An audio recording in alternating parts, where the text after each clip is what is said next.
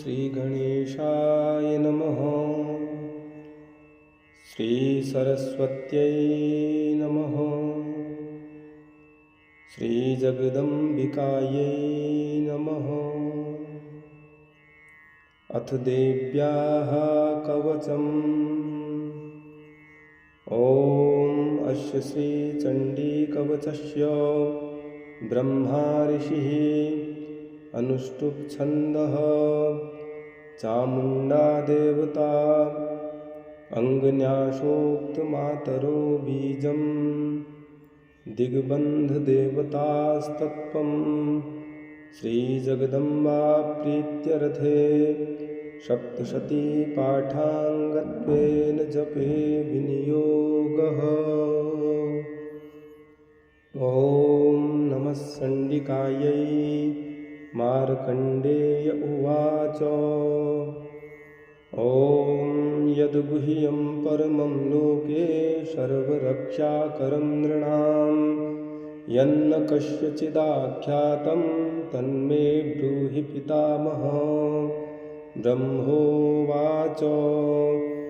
अस्ति गुह्यतमं विप्र सर्वभूतोपकारकं देव्यास्तु कवचं पुण्यं तच्छृणुष्व महामुने।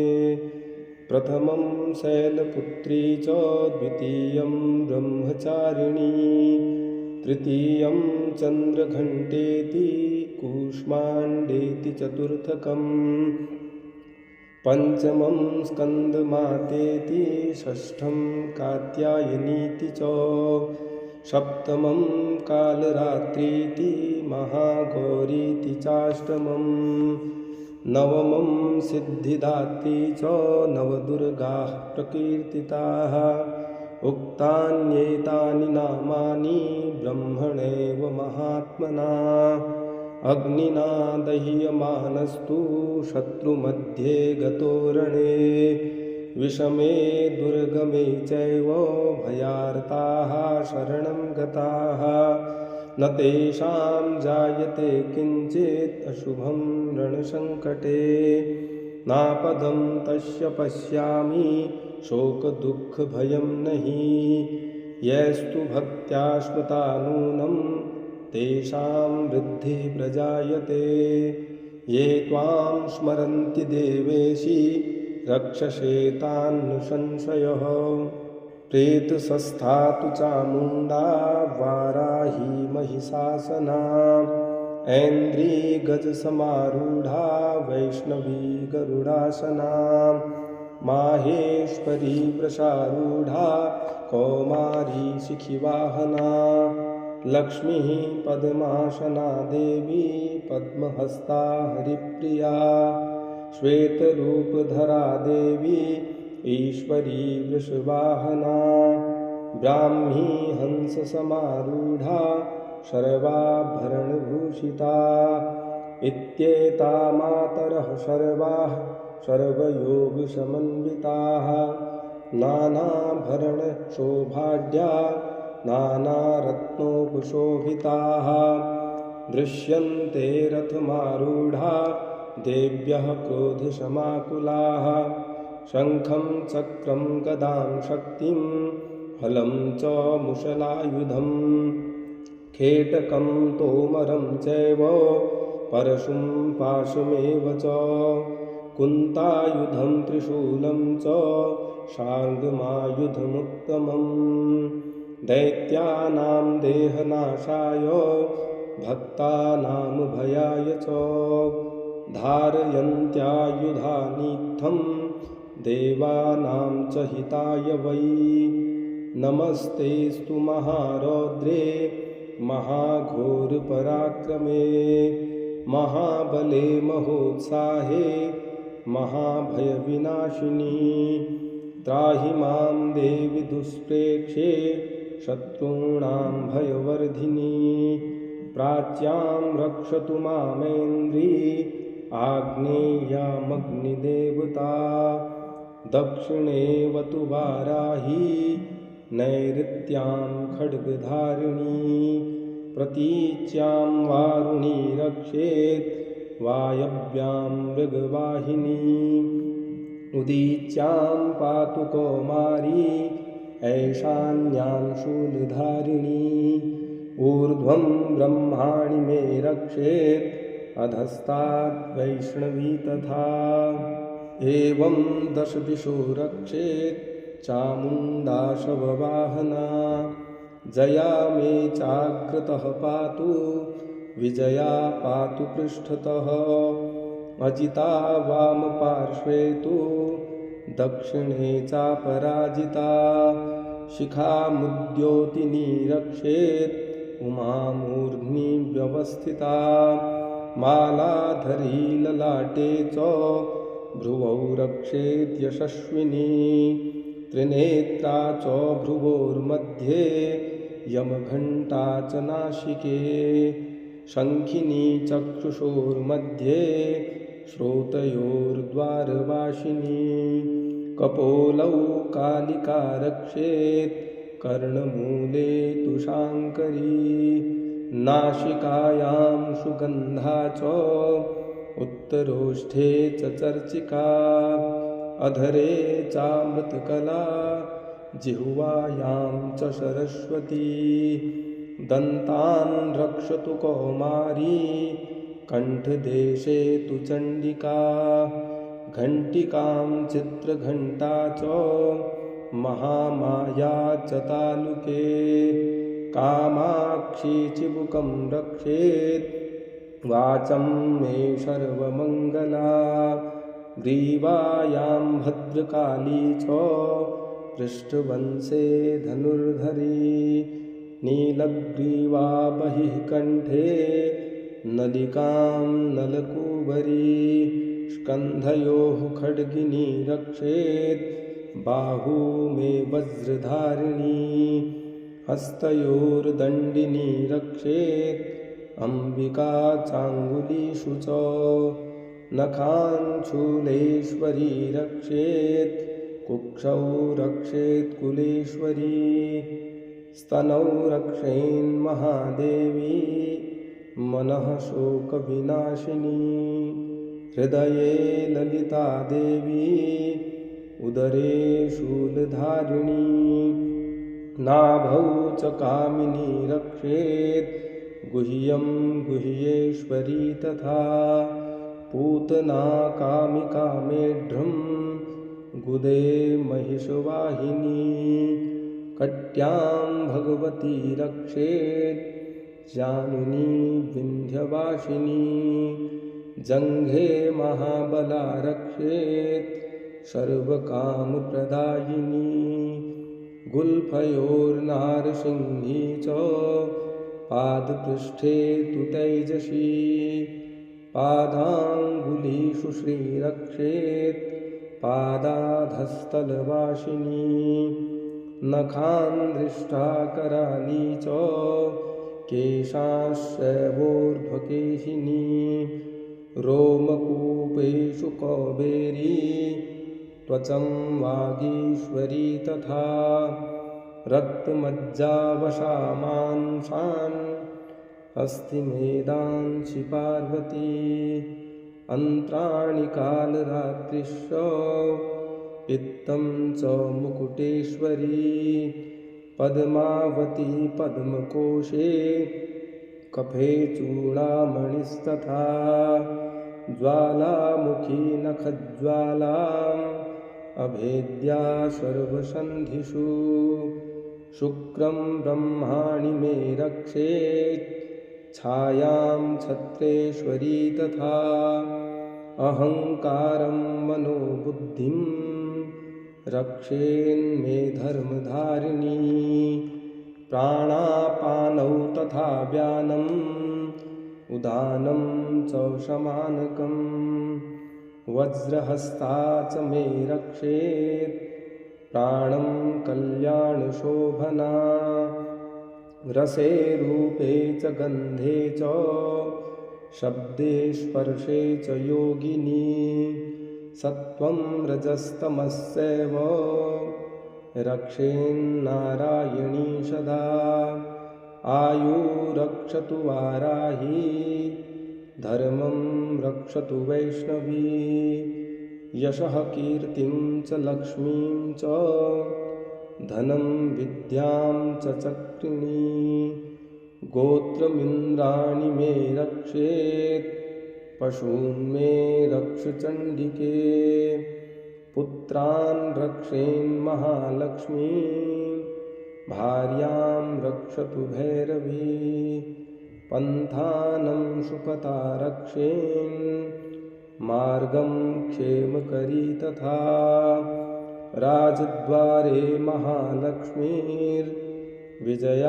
सर्वतः स्थिता रक्षाहीनं तु यत्स्थानं वर्जितं कवचेन तु तत्सर्वं रक्ष मे देवी जयन्ती पापनाशिनी पदमेकं न गच्छेत्तु यदीच्छेच्छुभयात्मनः कवचेनावृतो नित्यं यत्र यत्रैव गच्छति तत्र तत्रार्थलाभस्य विजयः सर्वकामिकः यं यं चिन्तयते कामं तं तं प्राप्नोति निश्चितं परमैश्वर्यमतुलं प्राप्स्यते भूतले पुमान् निर्भयो जायते मर्त्यः संग्रामेष्वपराजितः त्रैलोक्ये तु भवेत् पूज्यः कवचेनावृतः पुमान् इदं तु देव्याः कवचं देवानामपि दुर्लभं यः पठेत् प्रयतो नित्यं त्रिसन्ध्यं श्रद्धयान्वितः दैवी कला भवेत् तस्य त्रैलोक्यस्येष्वपराजितः जीवेद्वर्षशतं साग्रम् अपमृत्युर्विवर्जितः नश्यन्ति व्याधयः सर्वे लूता विस्फोटकादयः स्थावरं जङ्गमं चैव कृत्रिमं चापि यद्विषम्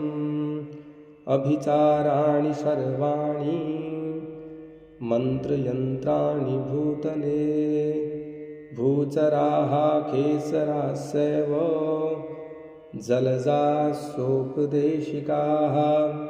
सहजा कुलजामाला डाकिनी शाकिनी तथा अन्तरिक्षचरा घोरा डाकिन्यस्य महाबलाः ग्रहभूतपिशाचास्स यक्षगन्धर्वराक्षसाः ब्रह्मराक्षसबेतालाः कूष्माण्डाभैरवादयः नश्यन्ति दर्शनात् तस्य कवचे हृदि संस्थिते मानोन्नतिर्भवेत् प्राज्ञः तेजो वृद्धिकरं परं यशसा वर्धते सोऽपि कीर्तिमण्डितभूतले जपेत् सप्तशतीं चण्डीं कृत्वा तु कवचं पुरा यावद्भूमण्डलं धत्ते सशैलवनकाननं तावत्तिष्ठति मेदिन्यां सन्ततिः पुत्रपौत्रिकी देहान्ते परमं स्थानं यत्सुरैरपि दुर्लभं प्राप्नोति पुरुषो नित्यं महामायाप्रसादतः लभते परमं रूपं शिवेन सह मोदते। ॐ इति देव्याः कवचं सम्पूर्णम्।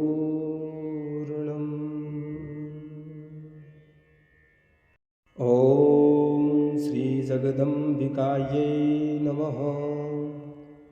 अथार्गलास्तोत्रम्। ॐ अस्य श्री अर्गलास्तोत्रमन्त्रस्य विष्णुर्ऋषिः अनुष्टुप्छन्दः श्रीमहालक्ष्मीर्देवता श्रीजगदम्बा प्रीतये सप्तशती पाठाङ्गत्वेन जपे विनियोगः। ॐ नमः चण्डिकायै। मार्कण्डेय उवाच ॐ जयन्ती मङ्गलाकाली भद्रकाली कपालिनी दुर्गा क्षमा शिवा धात्री स्वाहा स्वधा नमोऽस्तु ते। जय त्वं देवि चामुण्डे जय भूतार्तिहारिणी जय सर्वगते देवी कालरात्रि नमोऽस्तु ते। मधुकैटभविद्रावी विधातृवरदे नमः। रूपं देहि जयं देहि यशो देहि द्विषो जहि। महिषासुरनिर्नाशी भक्तानां सुखदे नमः। रूपं देहि जयं देहि यशो देहि द्विषो जहि। रक्तबीजवधे देवी चण्डमुण्डविनाशिनी। रूपं देहि जयं देहि यशो देहि द्विषो जहि। शुम्भस्यैव निशुम्भस्य धूम्राक्षस्य च मर्दिनी। रूपं देहि जयं देहि यशो देहि द्विषो जहि। वन्दिताङ्घ्रियुगे देवी सर्वसौभाग्यदायिनी।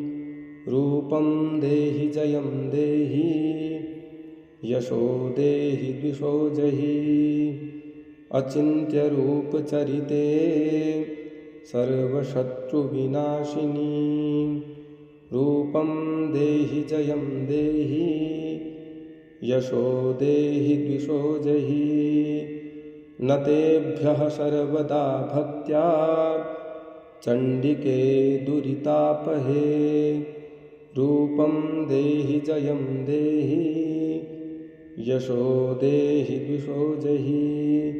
स्तुवद्भ्यो भक्तिपूर्वं त्वां चण्डिके व्याधिनाशिनी। रूपं देहि जयं देहि यशो देहि द्विषो जहि। चण्डिके सततं ये त्वाम् अर्चयन्ति ह भक्तितः। रूपं देहि जयं देहि यशो देहि द्विषो जहि। देहि सौभाग्यमारोग्यं देहि मे परमं सुखं। रूपं देहि जयं देहि यशो देहि द्विषो जहि। विधेहि द्विषतां नाशं विधेहि बलमुच्चकैः। रूपं देहि जयं देहि यशो देहि द्विषो जहि। विधेहि देवि कल्याणं विधेहि परमां श्रियं। रूपं देहि जयं देहि यशो देहि द्विषो जहि। सुरासुरशिरोरत्न निघृष्टचरणेऽम्बिके।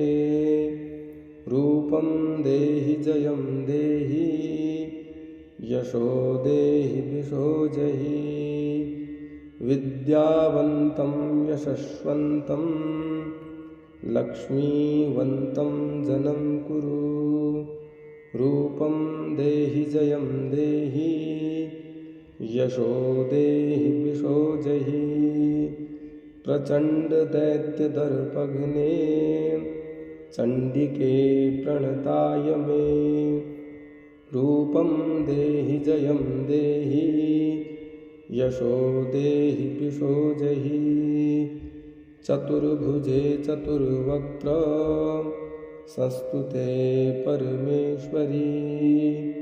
रूपं देहि जयं देहि यशो देहि दिशो जहि कृष्णेन संस्तुते देवी शश्वद्भक्त्या सदाम्बिके रूपं देहि जयं देहि यशो देहि दिशो जहि हिमाचलसुतानाथ संस्तुते परमेश्वरी रूपं देहि जयं देहि यशो देहि दिशो जहि इन्द्राणीपतिसद्भाव पूजिते परमेश्वरी रूपं देहि जयं देहि यशो देहि दिशो जहि देवी प्रचण्डदौर्दण्ड दैत्यदर्पविनाशिनी रूपं देहि जयं देहि यशो देहि दिशो जहि देवी भक्तजनोद्दाम दत्तानन्दोदयेऽम्बिके रूपं देहि जयं देहि यशो देहि दिशो जहि पत्नीं मनोरमां देहि मनोवृत्तानुसारिणीं तारिणीं दुर्गसंसार सागरस्य कुलोद्भवाम् इदं स्तोत्रं पठित्वा तु महास्तोत्रं पठेन्नरः स तु सप्तशती संख्या वरमाप्नोति सम्पदाम् ॐ इति देव्यार्गलास्तोत्रं सम्पूर्णम्।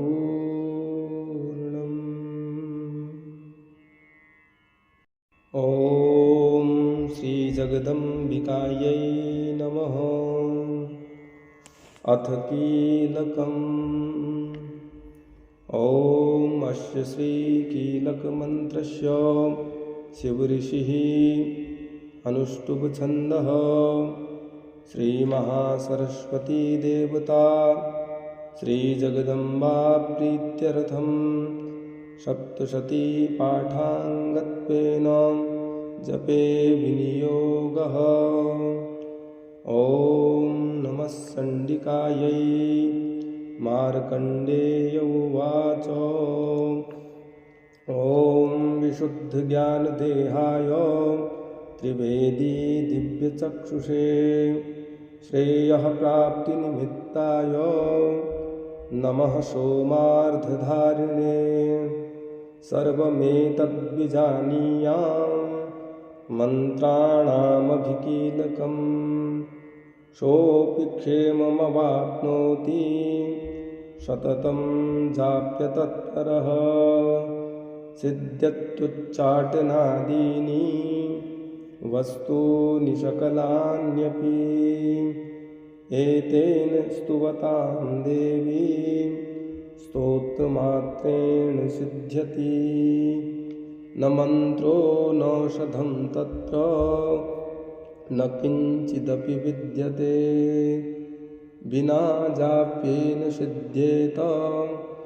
सर्वमुच्चाटनादिकम् समग्राण्यपि सिद्ध्यन्ति लोकशङ्कामिमां हरः कृत्वा निमन्त्रयामास सर्वमेवमिदं शुभम् स्तोत्रं वै चण्डिकायास्तु तच्च गुप्तं चकारसः समाप्तिर्न च पुण्यस्य तां यथा वन्नियन्त्रणाम् सोऽपि क्षेममवाप्नोति सर्वमेवं न संशयः कृष्णायां वा चतुर्दश्याम् अष्टम्यां वा समाहितः ददाति प्रतिगृह्णाति नान्यथैषा प्रसीदति इत्थं रूपेण कीलेन महादेवेन कीलितं योनिष्कीलां विधायैनां नित्यं जपति सस्फुटं ससिद्धः स गणः सोऽपि गन्धर्वो जायते नरः न चैवाप्यततस्तस्य भयं क्वापीह जायते नापमृत्युवशं याति मृतो मोक्षमवाप्नुयात् ज्ञात्वा प्रारभ्य कुर्वीत न कुर्वाणो विनश्यति ततो ज्ञात्वैव सम्पन्नम् इदं प्रारभ्यते बुधैः सौभाग्यादिज यत्किञ्चित् दृश्यते ललनाजने तत्सर्वं तत्प्रसादेन तेन जाप्यमिदं शुभं शनैस्तु जप्यमानेऽस्मिन् स्तोत्रे सम्पत्तिरुच्चकैः भवत्येव समग्रापि ततः प्रारभ्यमेव तत् ऐश्वर्यं यत्प्रसादेन सौभाग्यारोग्यसम्पदः शत्रुहानिः परो मोक्षः स्तूयते सा न किं जनैः ॐ इति देव्याः कीलकस्तोत्रं सम्पूर्णम्।